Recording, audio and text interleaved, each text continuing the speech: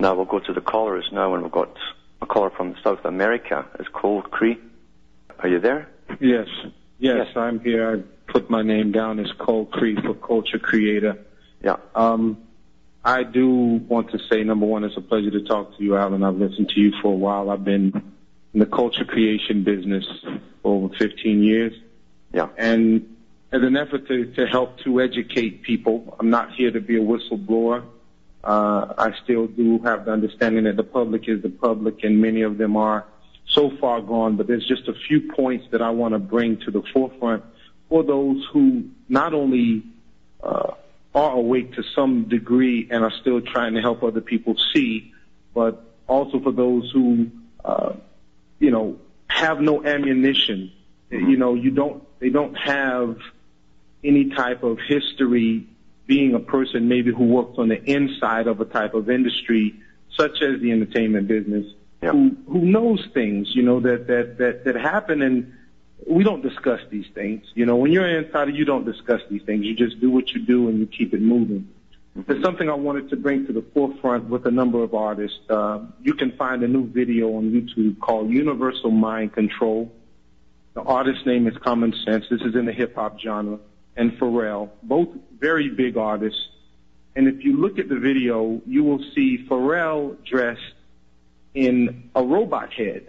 Now, part of what you've been discussing, and part of what anyone who's involved in this business already knows, because we do get our information from certain sources, there is a blending, there's a dehumanization of humans, and there is a humanization of machines. Yeah, that's right. Even right. when you look at the Transformers, the movie when it came out, people don't even see the fact that you have this robot talking to you, expressing feelings, having emotion, and people just sit there like, oh, this is so nice.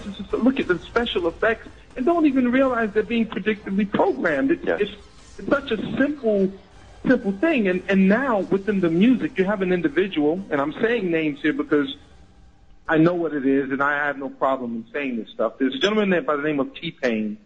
He uses a voice box called Auto-Tune, and it takes his voice and it moves it to give it some sort of synthesized sound, which actually takes a human voice and makes it sound more robotic. Yeah. Where on the other side, as I said, in the movies, you can see the robots are becoming more humanized. And in the process of this happening, it's a dialectic that is going to end up in a synthesis. Okay? Oh, no, absolutely. I've got articles here right now, in fact, on that very agenda from the future society, the complete merging with humans and robots, until you can't tell which one is which anymore. Which one is which, exactly. Yeah. And they're starting that by pushing it within the music. What age group would you say it's aimed at? Well, I'll tell you now, Alan, 14 all the way up to your 35ers. The music business is completely fraternal, okay? Yeah. It's completely fraternal. There is no one that has not made it somewhere that is high level, that is not involved in some way, shape, or form in a fraternal order. Now, that may be tied to Freemasonry or not, and I'm saying this to the public. I'm not saying this to you, Alan, because you probably already know. People, if you look at Jay-Z, when he throws up what he says is the diamond or the rock symbol, and you see that it is the shape of a triangle, okay? Yeah. That is not a diamond symbol.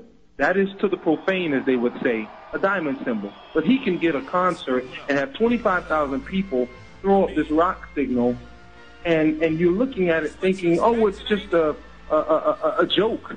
But when he plays at Glastonbury on a stage that is a pyramid, basically, okay, when this gentleman says certain things in his music like, I'm so illuminated, I may glow in the dark, and then his understudy, Kanye West, turns around and takes, if you also look at photos, there's a photo of him and Jay-Z, and actually if you look at the handshake that he gets, he has the apprentice grip.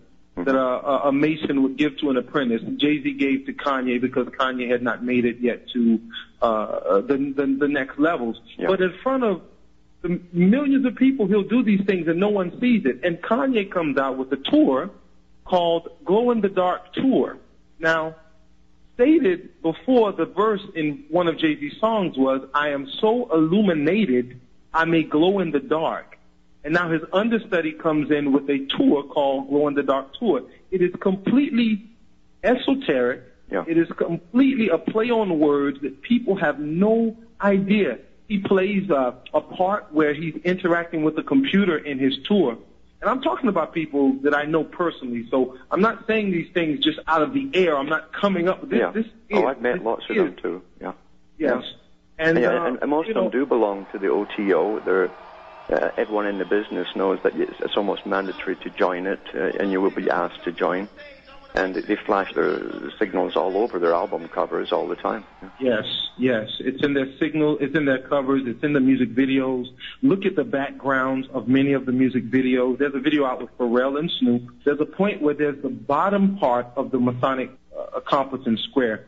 The square is on one side of the screen and the compass is on the other side. And if you know anything about just visual angles, you can see if you put those two together, which once again is the yin and the yang, it's the female and the male, it's the phallus and the other female portion, and those two artists being together creates the union. And it is so plain, I can only say to people who are awake. And for those who are, please not only pay attention to this stuff, but understand that these artists, many of them, are put in positions, okay, where they have no choice.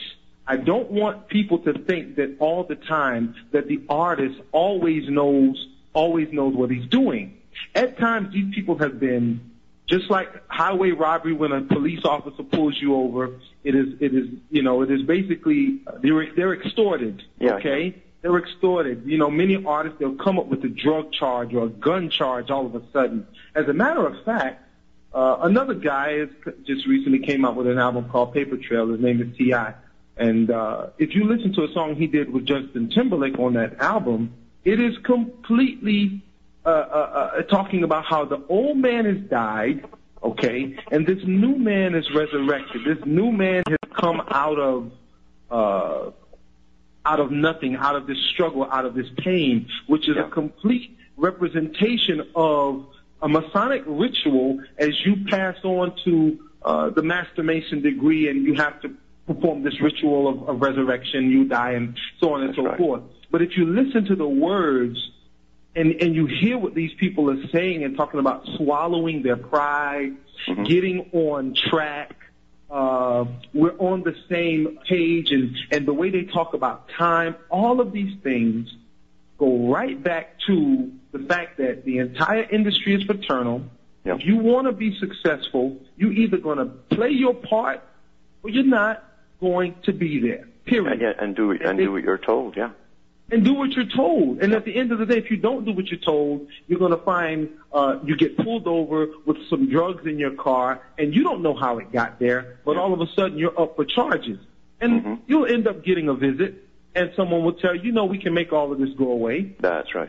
I have personally been approached here in South America. I am not one to volunteer my private information, so my name and my exact location I will not say. It's easy to find whoever knows how to track phone calls. I really don't care. My point being is I was approached here because of my connections within the music industry.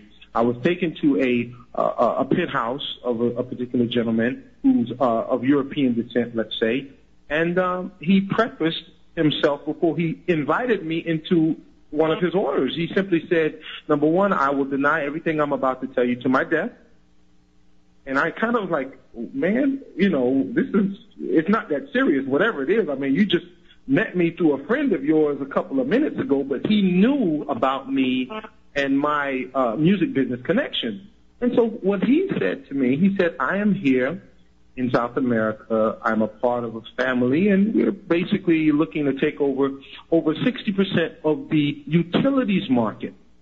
And we need help. We need people who have contacts to be able to influence the thought processes of individuals. Yeah. And I said, so why are you talking to me? He says, because I know you know the major players in the industry. And when these guys say things, when they put out things, when you have all of these artists saying vote for Obama, okay, and making it very cool to say vote for Obama, it doesn't matter what the reasoning is behind these individuals. People don't think. They just follow. They are, sad to say, pure sheep. And it is those very people in whatever part of the world, okay? The fact that I'm in South America is, this is not America, so he's trying to get influence into a certain realm in a whole other part of the world, knowing that my contacts are within the U.S. Yeah. I do have contacts in South America as well, but it shows the global reach of the plan. Maintaining your humanity right now, going through the things we're going through, I think is going to be the greatest challenge